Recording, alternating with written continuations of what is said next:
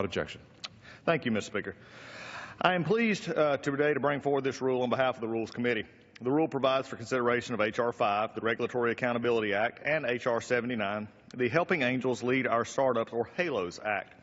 The rule provides for an hour of debate for each bill, equally divided between the Majority Leader and the Minority Leader, and the Chairman and the Ranking Member of the Financial Services Committees, respectively. The rule also provides for a motion to recommit for both pieces of the underlying legislation. Yesterday, the Rules Committee had the opportunity to hear from Congressman Tom Marino and Congressman Hank Johnson on behalf of the Judiciary Committee and Congressman Huizenga on behalf of the Financial Services Committee. We also heard from several members on both sides of the aisle to testify on their amendments.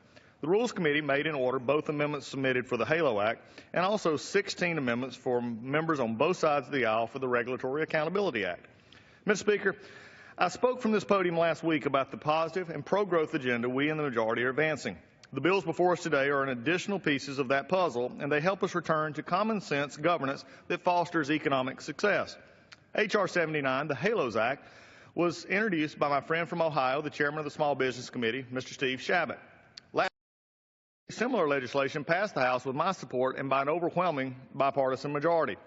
The HALOS Act ensures that so-called angel investors, who serve as the largest funding source for startups in the United States, are able to effectively hold educational and economic development events like demo days.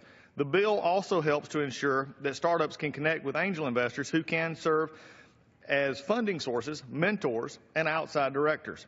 In plain English, the HALO Act helps ensure that small and innovative companies and startups have access to necessary capital. This, in turn, enables the companies to expand and generate jobs that put Americans back to work while fueling our economy as a global hub of innovation. Mr. Speaker, in order to keep America's market competitive, we must relieve Americans' job creators and employees from suffocating regulations. We can move toward this by helping government function as our founders intended. Our Constitution, you see, lays out a system of 3 co-equal branches of government, meant to fulfill unique roles and to provide checks and balances on one another. But over time, we have allowed cracks to form in that system and have gradually seen the executive agencies usurp from the elected officials of the legislative branch to the detriment of the hardworking Americans and the separation of powers. We too often see unelected bureaucrats handing down regulations that have enormous impacts on small businesses, family farmers, individuals, and families. In an unfortunate irony, these bureaucrats are isolated from the very entities that they're trying to regulate. Congress must stop ceding authority to the executive and reassert the power of the legislative branch to write law. The Regulatory Accountability Act helps us do just that. It helps us to ensure that burdensome rules that handcuffed American businesses with red tape aren't crushing our economy, our competitiveness, or our future. It also restores common sense to the rulemaking process. You see, H.R. 5, the Regulatory Accountability Act, combines 6 bills that have previously passed the House. I'm a proud co-sponsor of this legislation, and I would like to thank Chairman Shabbat, Chairman Goodlatte, and Chairman Marino for their thoughtful work on this legislation. Additionally, Congressman Ratcliffe and Congressman Lukemeyer contributed important provisions to the package. The bill reforms the process by which federal agencies analyze and formulate new regulations and guidance documents, clarifies the nature of judicial review of agency interpretation, and calls for more complete analysis of the potential impact of rules on small entities. H.R. 5 includes the text of the Separation of Powers Act, which amends the Administrative Procedures Act to overturn 2 doctrines that call for judicial deference to agency interpretations of statutory and regulatory provisions, the Chevron and R doctrines. In plain English, the Separation of Powers Restoration Act prevents federal bureaucrats from interpreting the legality of their own regulations at the expense of hardworking Americans and the constitutional separation of powers. Title I of the Regulatory Accountability Act requires agencies, when establishing new rules, to consider the lowest cost option that meets statutory requirements. The bill also provides for more public input in the rulemaking process. Title IV of the bill, Providing Accountability Through Transparency Act, requires agencies to publish plain language summaries of new proposed rules online. These proposals are not far-fetched. Instead, they provide more information and a voice to the American people while reining in agencies that have gotten drunk over their rulemaking power.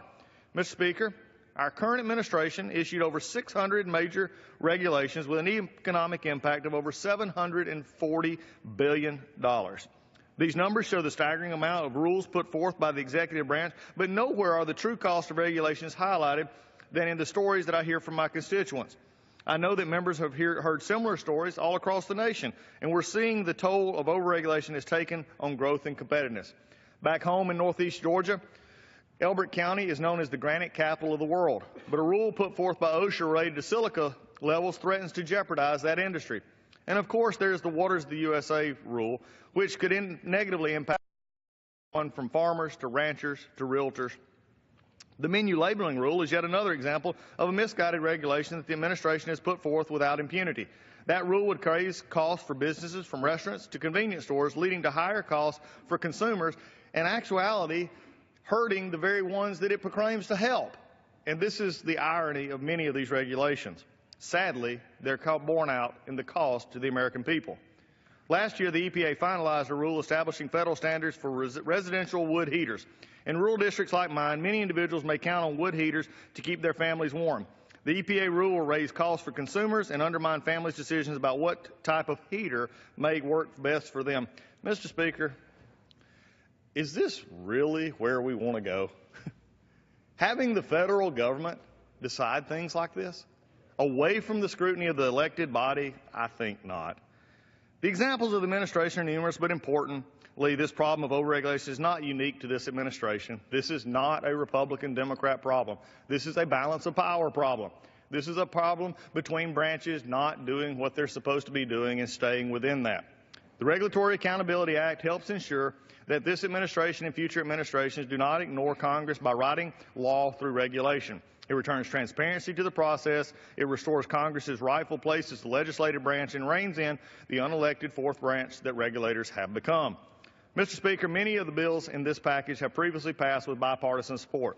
I hope my colleagues can continue to agree that Congress should make the laws and that we should do so in such a way that encourages growth, innovation, and American ingenuity. And with that, Mr. Speaker, I reserve the balance of my time. Gentleman from